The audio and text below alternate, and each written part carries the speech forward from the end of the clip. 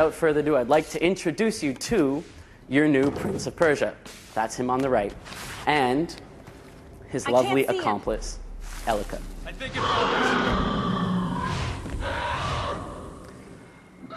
I'm going to start talking today about Elika. I've said a lot about her in the past. I talked about her at Ubi Days and in some previews in the past. But now you get to see her in action. I said that Elika never gets in the way. And you see, she doesn't get in the way. I said she never dies. She never falls behind. You can see she's always on your tail. And I said that she is there to make you, the player, feel cool. She is there to support the prince. The prince is an action hero. He's already a pretty powerful prince. She's also there to help save the prince if he dies. The prince is already a pretty powerful action hero, but by collaborating with Elika, he's able to just go that much further. She saves him if he dies. She helps point the way through the world to make sure he doesn't get lost. You'll see that in a couple of minutes. She helps him go further, go faster, and just make sure that what was already a pretty fantastic action hero is now that much cooler. So Prince of Persia is no longer a linear game. We've taken the player out of the linear Prince of Persia experience that you saw from the past trilogy into a world where they are in charge. They get to decide where they want to go. Now, Tama, if you can just look around a little bit here and show them the left, show them the right, show them back, show them forward. Those are all possible paths for the player to take. And depending on the path that you take, gameplay is going to evolve differently and the story is going to evolve differently. So no two players are going to have exactly the same gameplay experience. And hopefully it will lend itself very well to replayability. Now for the sake of this demo, we followed a certain path, but before we could complete it, we are interrupted by the hunter, which leads me into the third point, combat.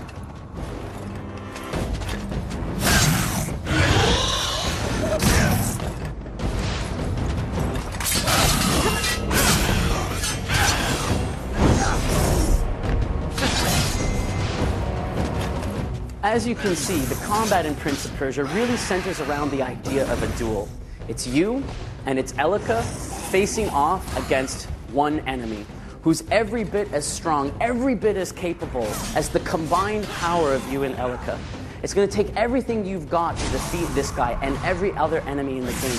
We really want you to have that sensation, that sense of urgency that comes from the feeling of a really, really spectacular boss fight. And we want that every single fight in the game. We want the camera really close, so you get those really cool dramatic shots. We want to make sure that you and Elika have the opportunity for some spectacular, collaborative, acrobatic combat against this enemy. And choosing to do this dual-type fight has allowed us to do exactly that. Now, Tama, obviously being the designer of this system, is very good and managed to make short work of our friend the hunter, and he's run away. Acrobatic flow is very important in Prince of Persia. In the previous trilogy, if you were a very talented player, a hardcore player, if you will, you were able to pull off some incredible acrobatic sequences. But if you were a more casual player, shall we say, perhaps just getting used to the Prince of Persia franchise, there was a lot of stop and go. Jump, die. Jump, wall run, die. Jump, wall run, pull, die.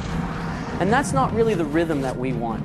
We want all players, casual, hardcore, whatever, to have that sense of accomplishment that comes from just flowing through the world and hitting every single move just seamlessly, while at the same time making sure that those really advanced players have lots of opportunities to explore different pathways, maybe find some shortcuts, maybe string together a couple of moves that the casual players hadn't thought of. You're going to find acrobatics in Prince of Persia a real change from from the acrobatics that you were used to in Sands of Time, but an improvement. You're going to be able to pull off those acrobatic combos that sort of even just the best players were able to do in the previous Prince of Persia games. You saw one of the creatures here sort of reach out and try and drown the prince, try and kill him. And before the prince could die, Elika reached out, grabbed his hand, and pulled him back to a safe platform. We call this move the Save Me. The point of the Save Me is to make sure that you, the player, feel frustration a little bit from dying. You know that you've just died, you tried to pull off an acrobatic move and you failed. Elika brings you back to the previous stable platform without interrupting the sense of immersion, or even really the sense of rhythm that comes from the game. You're right back in the action. We don't think we need to artificially reinforce the sense of failure for the player anymore. You lose, continue, press start. I mean, I think gaming has evolved beyond that.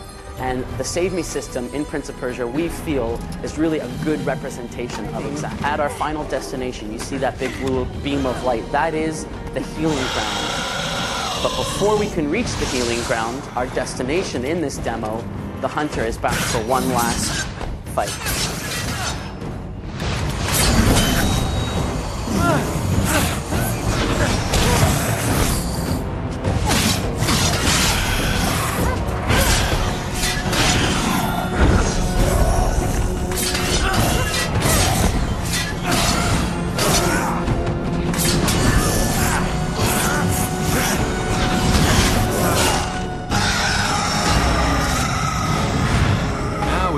We should hurry, before he comes back. Back?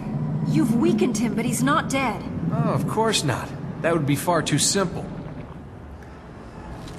So now, Elika is going to use her magical power to drive the corruption out of this world. All of that dark matter that was really infecting the world is going to be driven out by this magical healing blast. And the flowers and the life and the light are going to return.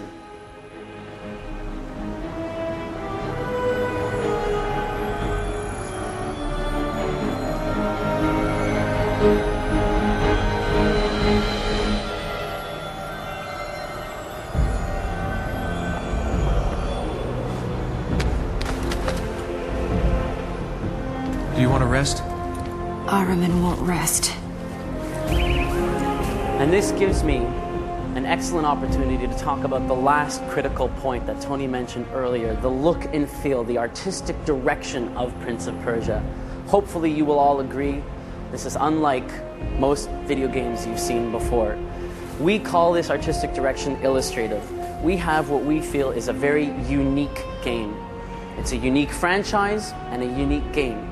And we want our artistic direction to really dovetail with that uniqueness, to show all of you that we're not afraid to take risks, that we're not afraid to try something different, and that we have an artistic direction that really embraces the fantasy heritage of this brand. So ladies and gentlemen, that's Prince of Persia. It's coming out this holiday season on the Xbox 360, the PlayStation 3, and the PC. If you'll just allow me to reiterate the 4 key points one last time. All new artistic direction, I just mentioned it, I don't need to repeat it. Open world structure, bringing the player out of the linear corridors, out into the open world. Their gameplay choices impact how the game unfolds, how the story unfolds. No two players will have the same experience. Elika, a revolution, we believe, in the action-adventure genre for the AI-controlled support character. She never gets lost, she never gets in the way, she only ever makes you feel cooler. And, of course, our all-new combat system. Thank you all very much. I hope you have a great E3.